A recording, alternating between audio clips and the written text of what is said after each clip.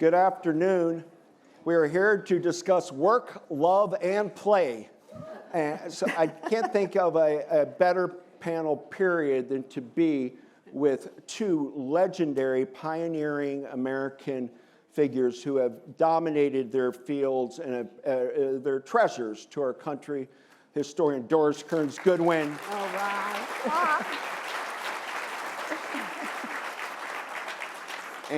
And Lesley Stahl of CBS and beyond. And This is a crazy topic for us, love and all that stuff. We're going to do it. We're going to talk. All right, go We don't ahead. usually get Go asked for about it, these Doug. things. And have Doug talking about it. Doris, I knew Dick Goodwin pretty well, your husband, but tell us about, you've been working on a book.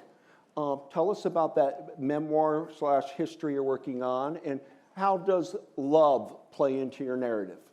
Well, the title of the book is An Unfinished Love Story, the personal history of the 1960s. What happened is that almost 40, 50 years ago, my husband started saving everything.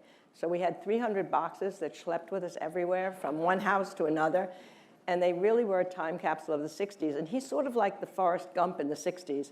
He was in the White House with John Kennedy. He was on the plane with him in 1960. He did the Alliance for Progress. He was in the White House the night that John Kennedy was killed. He got the Eternal Flame for Jackie Kennedy, for whom he'd become friendly.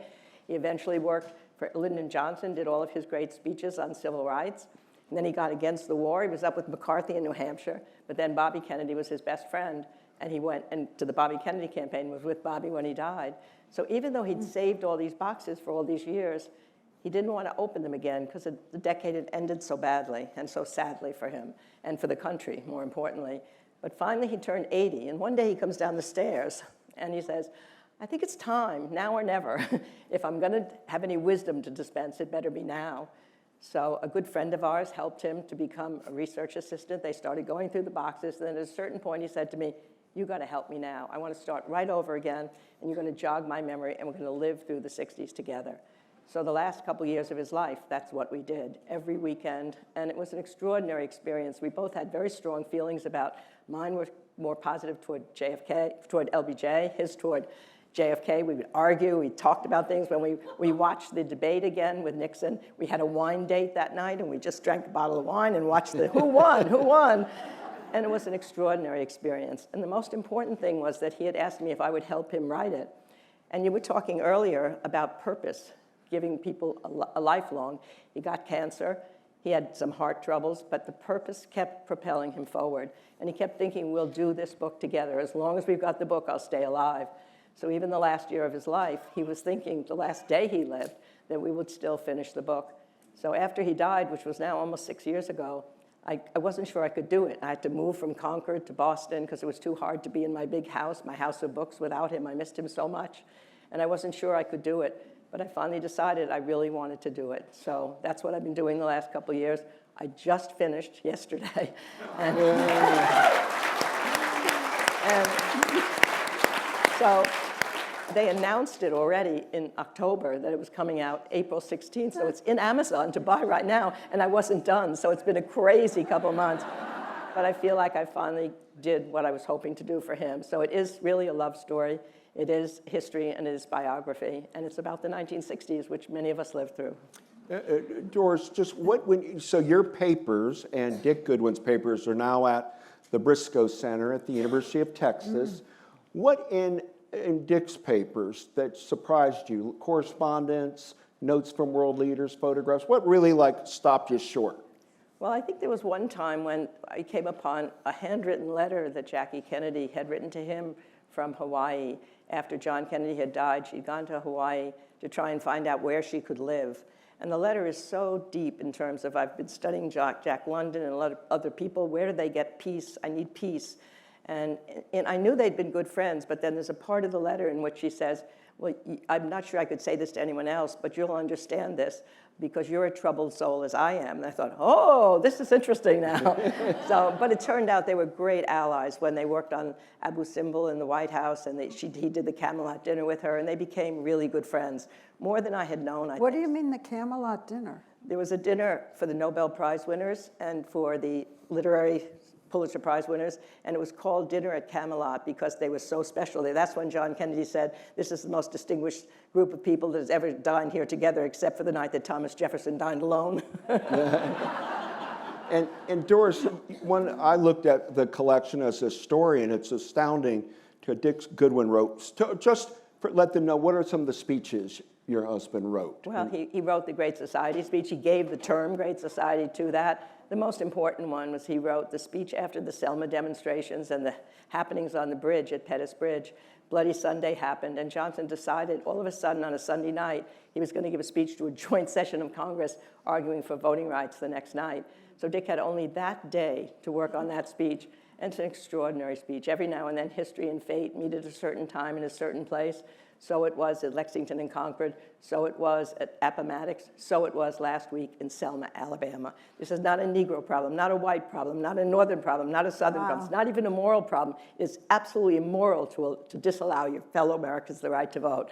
And then eventually he comes and says, but even if we get that, yeah, it's so great, it's so great. I could never have done it. But then he goes on to say, even if we get the right to vote, there's still a long way to go for equal justice. But if we do, we shall overcome. Taking the anthem of the civil rights movement, joining it to the highest levels of power, that's when change takes place. 4 months later, the Voting Rights Act passed. So we have a picture on the wall. It was in Dick's study. It's now in my foyer in Boston of him getting one of the pens from LBJ and underneath signed. You know, it's extraordinary. So. More impressive than the pen, which is impressive enough, but there was a like Western Union telegram to John. What was that? Yeah, Martin Luther King wrote a telegram. That was actually after the Howard University speech, which he also wrote, the affirmative action speech at Howard University. He said, never has a president spoken more profoundly about the problems of Black Americans. And he worked on Bobby Kennedy's Cape Town speech, which is on his grave. And those lines were his every time a person stands up. But I shouldn't say that at all, because as he would argue, even though you're a speechwriter for the president, it's the president who has the strong bravery to give those speeches. He's talked to him. He knew everything Johnson believed about this. He was just recording it in language that could last. But it's a real partnership. In fact, in those days, even more, because there weren't a whole bunch of speechwriters. He was in the West Wing. He was in the cabinet meetings. And so it was Johnson, it was Kennedy, it was Bobby. It was those people who had to take the courage to stand up and say for these things. Lesley, tell me about you in that period, the 60s. I just want to ask her a question. Okay. Because, Yes, ma'am. sorry. I mean, the truth is, for all presidents, a lot of policy is actually made when they have to write or speak, because the speechwriter is saying, well, you know, what do you think? What is the policy? And so people don't understand how significant the forming of the speech is, as well as the writing of the speech. You're absolutely right. In fact, for example, they were creating a Latin American policy, which Dick was involved with, the Alliance for Progress, billions of dollars to go to countries in Latin America who would be willing to have social revolution in the middle of it all. And the deadline of the speech is when the policy had to be defined. So the task forces are there. That often, the same thing with the Great Society. And Dick always used to say, it's not just speech writing, it's policy making, because he wanted to believe he was making a difference in the country. That was what really cared about. And he was. And he was. And the speechwriters in general. Lesley, when we can hit this 60s period too, but you were working with CBS in the golden age, what's called Walter Cronkite era, and so many great CBS people, and you went to places like Guantanamo, which was unusual, and you've been everywhere. You dealt with Watergate. Tell me about that, your experiences as a woman in journalism in the 60s and 70s. Okay, frankly, more in the 70s. Yeah. I did start in 72, which was when affirmative action was promulgated, at least in my industry. What was so wonderful about those early years is that we younger people were apprentices. We were taken under wing by the senior people. We were hired to be reporters, at least in our shop, but we weren't fully considered that.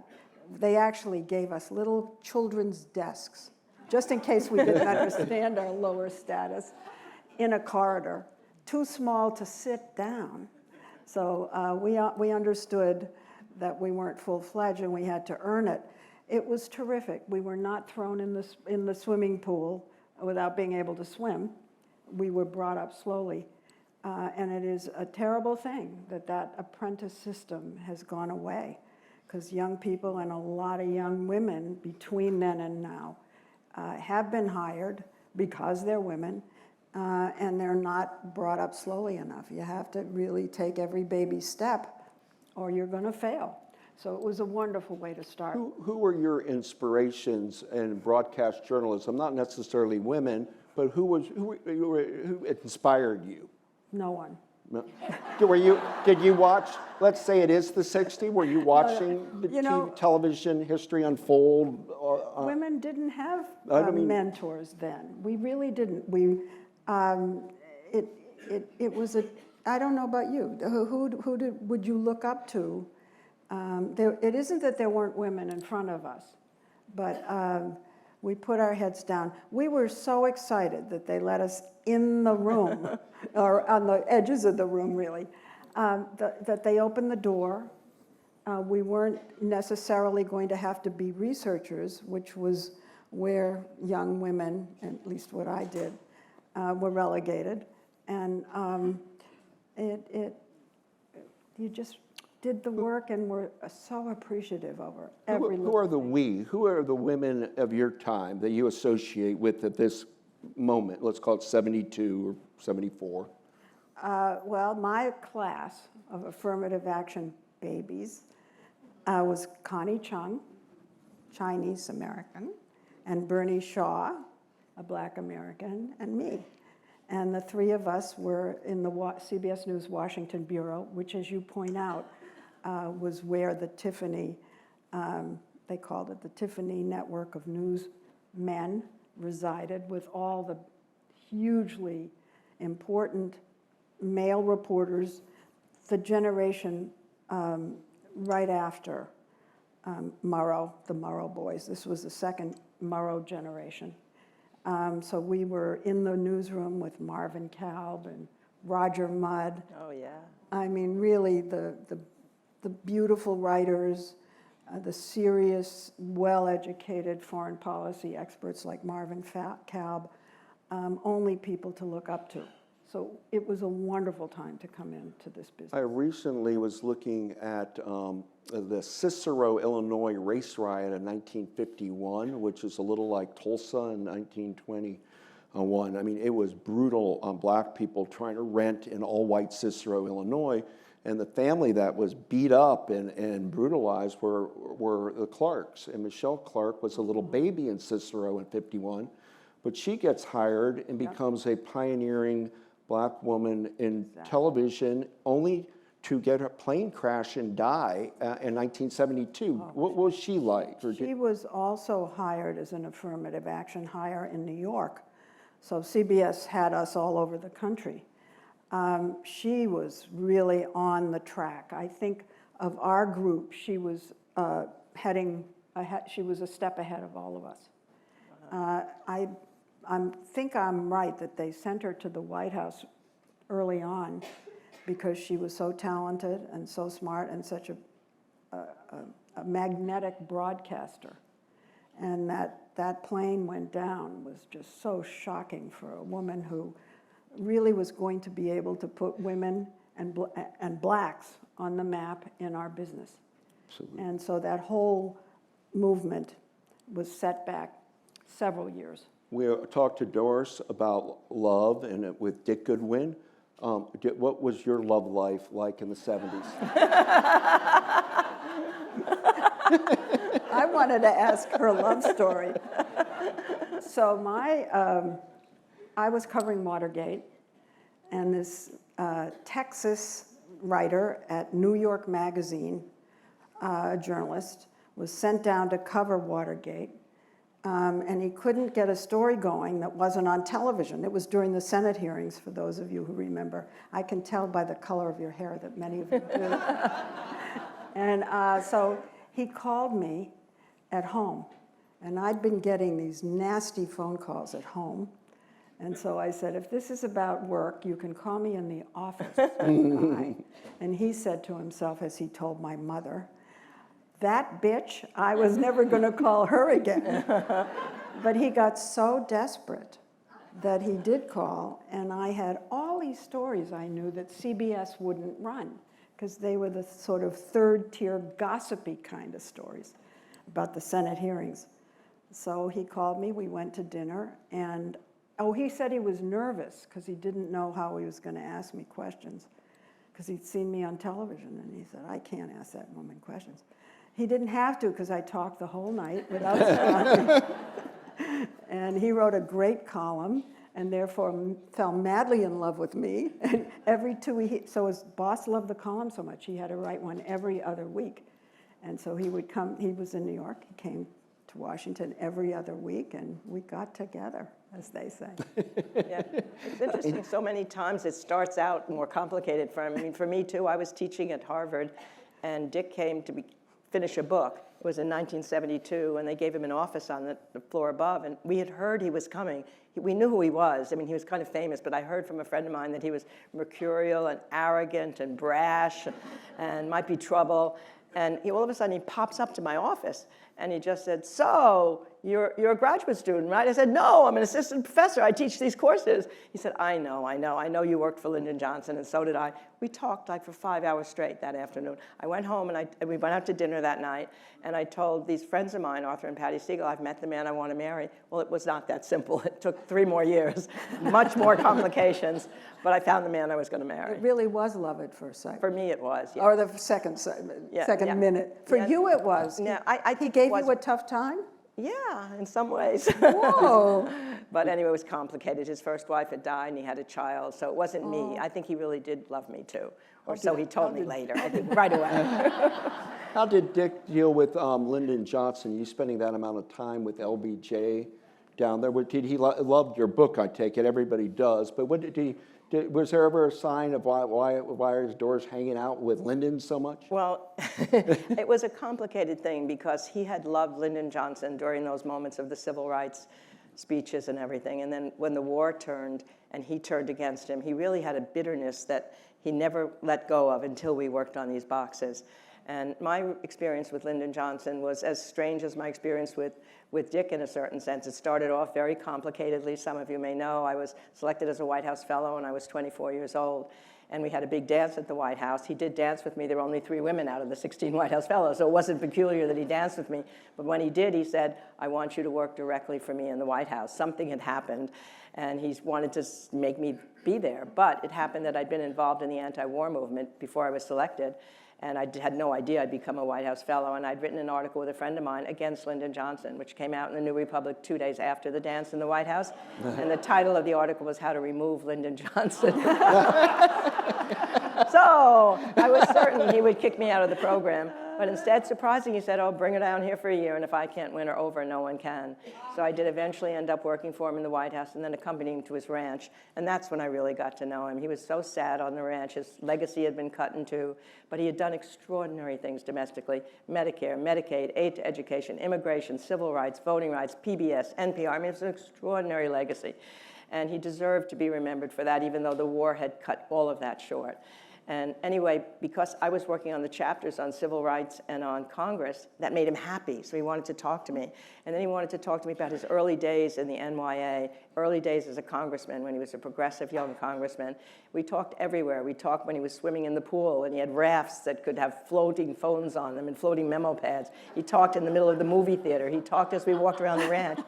But he gave me a great gift, I only realized in retrospect. He gave me my first book. And that's what made me a presidential historian. And from then on, I've studied dead presidents for 50 years. So for Dick, it was complicated. He was never jealous of him in any way. Dick was pretty sure of himself. But it was more than that. It was just that he really hadn't forgiven him.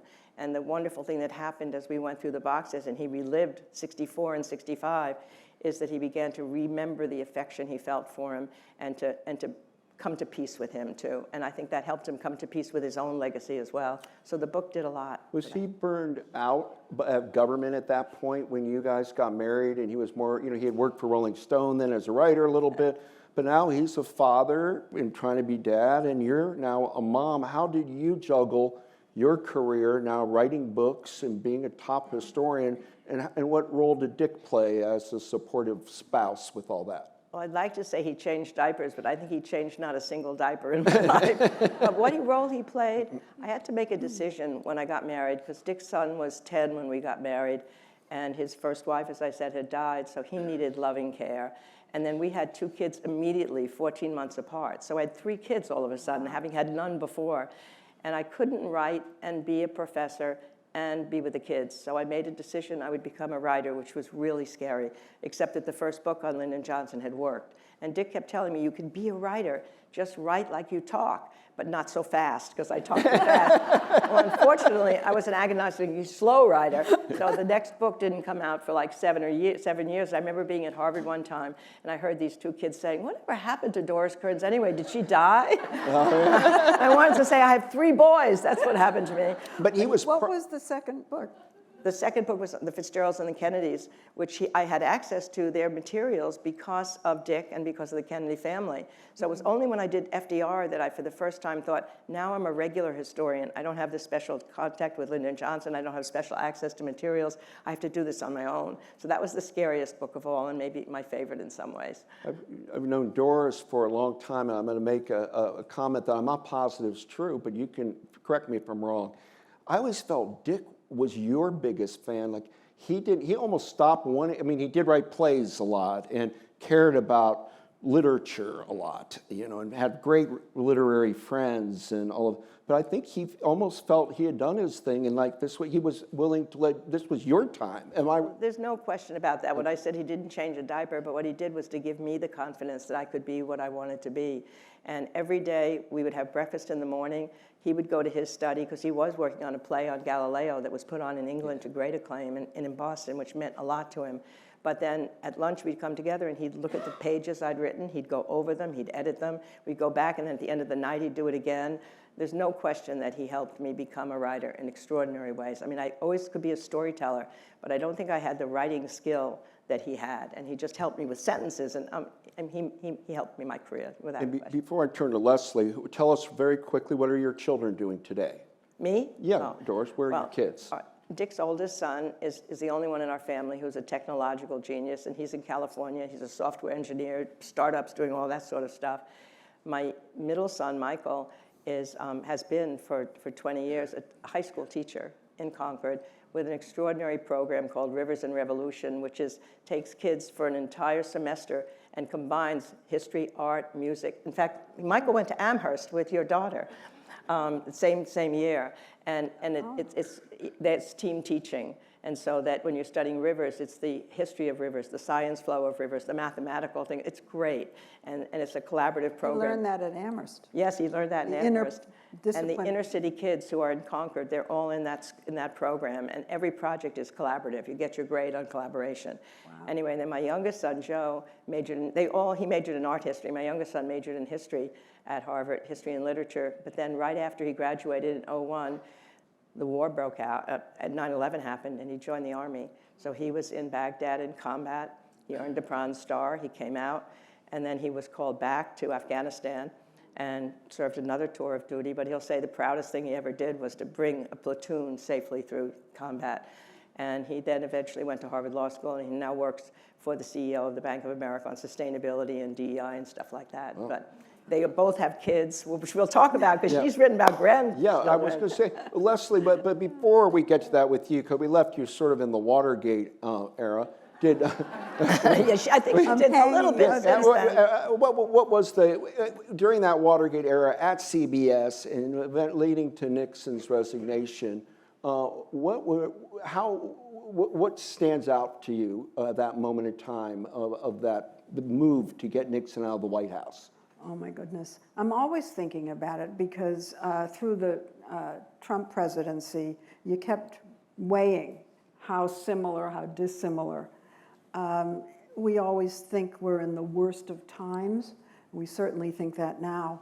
But that was a pretty difficult period for this country to traverse. I think that there were moments where we did think Nixon was going to stage a coup. That there would be a military takeover. I remember debating this. we also, as reporters, had difficulty trying to balance both sides. In those days, we had the fairness doctrine, that we were mandated to present both sides.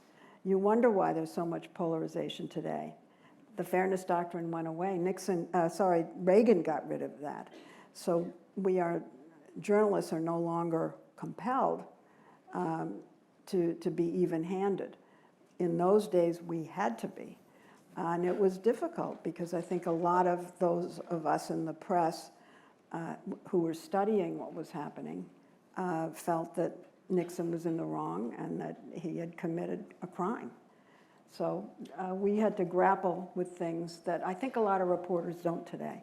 How intense was the so-called boys club at CBS, let's call it Watergate era, like not wanting you to have the big top story or trying to relegate you to some third rail somewhere? Was that intense or just something you knew how to be diligent and navigate?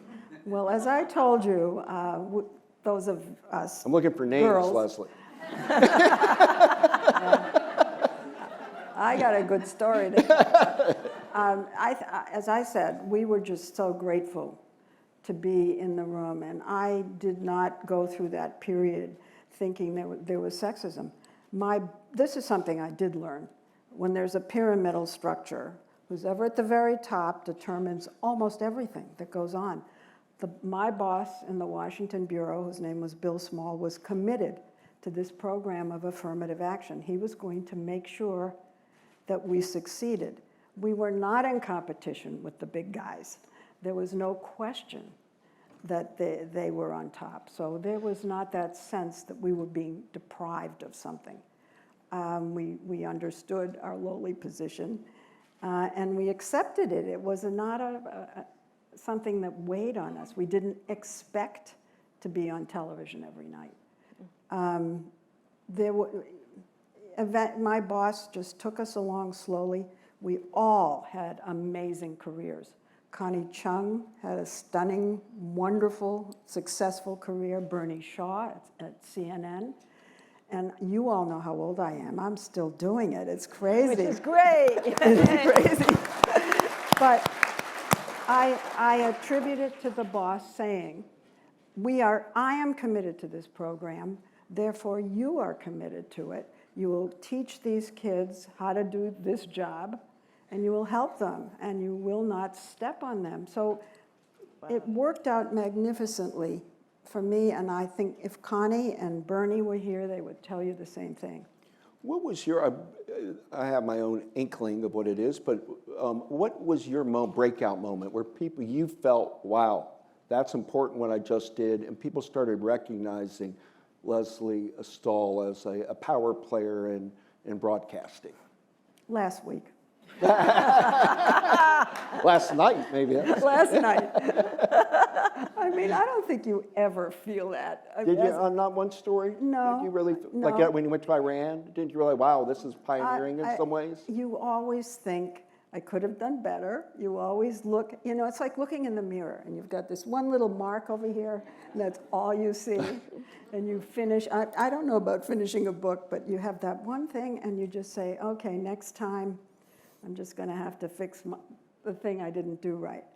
And I actually think that people who think this way do stay in the game. And right? You never can feel confident. I remember when I was watching the first cut of the Lincoln movie that Spielberg had done, based in part on my book, and he was just showing it to his wife and his partner and me. He was so nervous that he could not stay in the room while we watched it. He was outside pacing. And I couldn't believe that. He had been so successful, but you never think that the next thing is going to work necessarily. And then when he came in, he said, well, what did you think? And we said, we saw Lincoln walking and talking. So he called Daniel Day-Lewis in Ireland, woke him up and said they liked it. And then we had a bottle of champagne. But I did a 60 Minutes piece. You came to my house, yes. I interviewed you for this movie. Yes, exactly so. And you sat in my library that I've now missed. And I got an Emmy. You did. There you go. I did. It was that good. Doris, in that spirit, we don't just pick Lincoln, but who in the historic realm, who's really now at your point in life, you look back at their contributions to America, presidents and others that really you are feeling, they were indispensable or near indispensable? Well, of the people I lived with, and I do feel like I live with these people because I wake up with them in the morning and I think about them when I go to bed at night. I spend more time with them than anyone other than my husband. And so it would be Lincoln and Eleanor Roosevelt, I think. There's something about Abraham Lincoln. When I first started the book on Lincoln, David Donald, who was the big Lincoln scholar who lived in Lincoln right next to Concord, brought me to his house to show me all the books and to be a mentor to me. He said, "You will never regret spending time with Lincoln. You'll feel like you're a better person afterward." There was something about Lincoln that he had the normal human emotions of jealousy and anger and envy that we all have, but he would say that if you allow them to fester, they'll poison you. So every time one of those emotions would come, especially jealousy, it's the most poisonous emotion, and you all feel it at certain times, or envy. But I would just say, Abe would be mad at me, stop thinking about this other person. And he was able to forgive people who had hurt him in the past. He was able to acknowledge errors and learn from mistakes. He had humility and empathy and resilience and account, all the qualities you want in a leader, which are so sadly lacking today in some parts of the country. And empathy especially, I think, is so important. So Lincoln really made an impact. When Spielberg started out, I told him the same thing. I told Daniel Day-Lewis that, and Daniel said he felt so much better after. He'd played, a lot of tough parts before, Billy the whatever, and the gangs of New York, and he felt like he had become partly Lincoln. And then there was Eleanor. To have a woman, when I did Franklin, it was Franklin and Eleanor in the home front. And just the story of Eleanor, how she was able to come out of having been a child who felt that her mother never loved her because she was not beautiful, and her mother was beautiful, and she wasn't fit for the debutante thing. Her mother dies, her father's an alcoholic, and he dies. She goes to a boarding school and becomes Eleanor Roosevelt. Comes back, falls in love with Franklin, they get married. And then she's lost her outside work. She'd worked at a settlement house, and the mother-in-law said, "You can't do that. You'll bring diseases home to the kids." And so she gives up her career, and she feels she's lost herself, at which point Franklin has an affair with Lucy Mercer. It feels like her life has come to an end, but thank God they decided not to get divorced, and they'd stay together. And then she went outside to find her fulfillment, and she becomes involved with women fighting for minimum wage and maximum hours. And then when he gets into the presidency, she becomes his eyes and ears. She goes 200 days a year out of the country, out of Washington, to bring him back reports on everything. And it's Eleanor who makes sure that there's this lack of discrimination in the Army during World War II. She sends so many memos to General Marshall that he has to assign a separate general whose only task is to deal with Eleanor Roosevelt. Yeah. It's Eleanor who has weekly press conferences. Only female reporters can come to her press conferences, so that all over the country, stuffy publishers are hiring their first female reporters. An entire generation gets their start on Eleanor. And then it's Eleanor who argues that women should go to work in the factories. She was extraordinary. And it made me realize that marriage, we all have bumps in marriages. They had a big, big bump. And thank God they were able to come back through it and stay together. He would never have been who he was without her. She would never have been given the platform if it were not for him. And it just teaches you about life. So both Lincoln and Eleanor, I think, were the people I loved living with the most. And for me to put you on the spot slightly, I know known all of our recent presidents and other leaders in our country. Is there somebody that you've known personally that their qualities just, you're like, well, this is a rare bird that we've produced in our country? I think he was a rare bird. I really do. But to me, alive that you've met. Oh, that I've met? Yeah. Nobody with that combination of qualities, but you never know. One of the things that Teddy Roosevelt said about Lincoln is if there hadn't been the Civil War, we would not have known who he was. So a leader becomes somebody that we know and respect in part because of the challenges they face, and then they have to deal with those challenges, and he had the right combination of qualities for that. So I was trying to cue you up to say something nice about Barack Obama. Oh, no. Well, no. Oh, no, I can't do that, actually. The interesting thing is Barack Obama had a great feeling for Abraham Lincoln. In fact, one day when he was running for office, he called me up on my cell phone and he said, "I've just finished reading Team of Robbins, we have to talk." And what he wanted to talk about was Lincoln's emotional intelligence. He was just so stunned by that ability. And then, of course, when he appointed Hillary as his Secretary of State, then it was a team of rivals, and that became, a main word. So I got to know him. He had a series of historians' dinners that I helped to put together for him, and we'd come as we'd come as our guys, and not dressed up like them, but give him advice on what he was going on from Jefferson or Jackson or Truman. It was a wonderful thing to do. How many of the presidents you've looked at had depression? A lot of them did. I mean, that's the interesting thing, and it was said earlier when you were talking to Valerie this morning. I mean, all the presidents too, they've been through tough times, and there's something about coming through adversity. Ernest Hemingway said, everyone is broken by life, but afterwards some are strong in the broken places. And I think that's particularly true of leaders. If they can get wisdom that comes out of reflection from having gone through something terrible, and then they come out the other end, it gives them the strength to go on from there. Lesley, what about your own thinking, and maybe not just in the United States, let's go global, because you've met everybody abroad. What interviews that you've done stand out with you with the world leaders, either for the precariousness of the venue or that it was a risky situation, or just somebody that you were like, wow, what a brilliant mind I've just encountered? I'm smiling because as you were asking the question, what was flowing in my mind was how many leaders have stormed out on me. And I don't. That's probably that's a badge of honor, I think. A badge of honor. I mean, literally, Yeltsin stormed out. Really? Tell us. Yeah. Sarkozy stormed out, and of course, the famous one stormed out. Meaning Trump. I thought, well, we're on camera, right? Yes. No,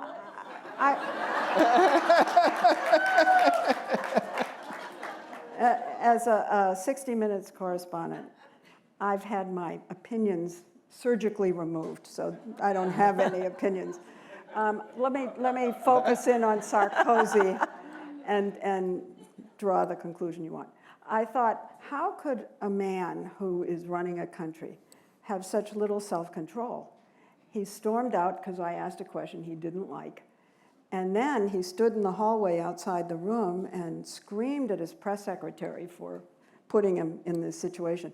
And he swore, I don't speak French, he swore so disgustingly that my interpreter wouldn't tell me what he said. So he was out of control. And I thought, how can someone whose emotions can be so easily tipped over like that? And the question was a question. His wife had disappeared. And the French reporters never asked personal questions. And I was told, we don't ask personal questions by a friend. And I said, well, I'm not French. I'm going to ask the questions I want to ask. And if he doesn't want to answer it, he doesn't have to. But instead of just being skillful and moving on, he let his emotions take over. So I've always been surprised by, and there have always been men, and ask me the best interview I ever had, and I'll tell you about Margaret Thatcher. Anyway, I've always been surprised by leaders who allow their emotions to get out of control, and there they are running our countries and running the world.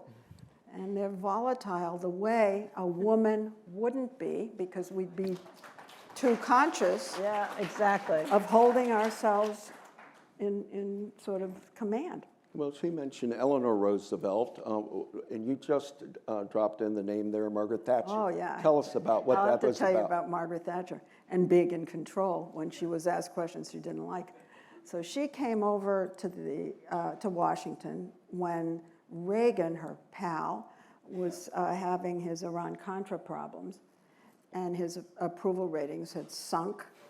He was said to be depressed. I don't know if he was, but he disappeared for a while. She came over to kind of buck up his spirits and to give interviews in support of him. So it was live, it was Face the Nation, and I said, but he lied to you. And she said, my dear, our friendship is so strong. I remember this, so strong. She did that. Nothing can disrupt this. And I said, but it was government to government. I mean, your government asked, are you selling weapons or giving weapons to Iran? And my government told you no. I mean, doesn't this disrupt things? No, dear. Strong. That's great. And I mean, this, I don't know if it was a mistake or not, you know, I asked it a third time, and she snapped. But she didn't snap emotionally at all. She said, my dear, and this is, just put yourself here. Just put yourself here. My dear, why does it seem that I love your country more than you do? Wow. And what was your response? My response was, Madam Prime Minister, thank you very much for this interview. Wow. Wow. I had nowhere to go. That's great. I mean, where do you go? Oh my God. Oh my God. Is But there- total control. I mean, that woman just wiped up the floor with me. There was no, right? So what do you feel after that then? What did you feel? I thought that she was, well, the whole interview, she was just absolutely brilliant. Obviously, the Brits know how to debate in ways we don't, men and women. She just was so skillful politically. She knew the world by that point. She knew every corner. There wasn't a question that she didn't have good answers for. And she did come to support Reagan, which she did. So I thought, wow, that is the best Good for interview you. I've You ever can had. respect that. You can respect Oh, and then I wrote her a letter because my mail was just barrels of negative, horrible, mean letters, piles. And I then heard that while she was furious at the interview, she started to get the same letters, only positive. You told her off and all of that stuff. So she's feeling good. She wrote. She answered my letter. I thanked her for the interview, and she wrote. And I said, I know that you've gotten some positive letters. My mail is running 10,000 to 1, and the one's my mother. I wrote that. And she wrote back, cheered up. Oh, great, great. So that's framed in my office. That's What great. is there? I noticed that I was at a university where Barbara Walters had given her papers, and Walter Cronkite has mentioned. Doris says, "Are you going to do anything with your cumulative scripts and notes and memorabilia? Do you have any plans with it?" We gave my husband's papers to the University of Texas as well. He's a Texan. But I am not going to do that. Everything that I have to say, I've said on television, and there's a record of everything. And I have written 2 books, and everything I have to say, I've said. So the Let answer me is ask no. you about the grandmother book. And before we deal with you as a grandmother, We're both grandmothers. both are. I'm going to start with you since you wrote the book. But tell me about being a mom, in our limited time left, but about being a mom working, working the globe, really. What was that like, challenge? Well, I will say that my husband was the parent. He did a lot of diaper changing. He knew how to parent, and I didn't. If I was ever successful at it, which I really wasn't, he taught me because he was non-judgmental. And I'd been raised by a very judgmental mother, as many of us have. And he gave me a look as if to say, don't go there. And so I think that I learned a lot. And I also told my daughter that a little of me goes a long way, and that she should be grateful that I'm going on this trip. And I actually have a fabulous relationship with my fantastic daughter. And when I had my first grandchild, I don't know about you, Doris, you can tell me. Are you a grandfather? Not yet. My son's here, but Come on. he's not come on. I was so overwhelmed and surprised by the emotions that this little girl sort of dredged up in me. Emotions I'd never had. I love my daughter dearly, and she's the best thing that ever happened to me. But I don't remember having these physical attachment feelings. And it's why I wrote the book, because I didn't understand them. And I kept asking people like Doris and other friends, did you go through this? And they would all say yes. Well, what is that? What is that? I decided to see if there was a way to explain it, to figure it out, to have other grandmothers particularly, although there's a chapter on the guys. But You the have to read grandmothers- her book, as it's incredibly fun and interesting. And Doris, we have to end, but tell us about your being a grandmother. What's the, Well, have I you taken them to a Red Sox game? Well, I think the thing that was so special about it was that I never had grandparents. My grandparents had all died before I was born. My mother died when I was 15. My father died when I was in my 20s. So somehow seeing that whole idea of the family going on, it was a really powerful feeling. My son Michael had 2 daughters and lived in Concord, so I saw them all the time. And it was one of the hardest things to move after Dick died. I just couldn't stay in the house. It just was too, memories were everywhere, and it just, I couldn't. My son Michael, however, brought the 2 daughters, and they lived in the house with me until I could make up my mind of what to do, because they didn't want me to be so lonely in the house. Oh, wow. So that meant that I began to feel like I took, watching them go to school, come home from school, the rituals of life again. Dogs were there, all of a sudden there was activity in the house. But then when I moved to Boston, I moved into the same condo on the Park in Boston where my son Joe lives. And so he lives 2 floors above me with 2 boys. And so I see them every day. So You and lucky dog. I know, Yes, it's he's- really lucky. And I've actually, the boy Sasha, he thinks I'm Charlie. I've become this person named Charlie. He calls me Doris. Nobody calls me Grandma. It's Dory or Doris. But we've got this play date where he calls me Charlie. Like when he was interested in trains, I was Charlie, and he wouldn't let me off the train, like in the famous guy who goes on the train, and he never returned. And then he got interested in mountains, in natural disasters, and he would teach Charlie all about volcanoes. Now he's getting karate. He's teaching Charlie karate. So the other day when I told him I'd finished the book, he usually comes up on Sunday morning. Sunday mornings we go bowling every Sunday, and then on Saturdays he comes up and plays for a couple. But then he has to go home because I have to work. And so he kept thinking that work. So I told him I was finishing the book. He said, we can play for 24 hours a day. This is great. Hey, we're going to end. Lesley used the word lucky dog, and I'm going to hold, we're the lucky dogs having these 2 in an event. Let's hear it for them, man.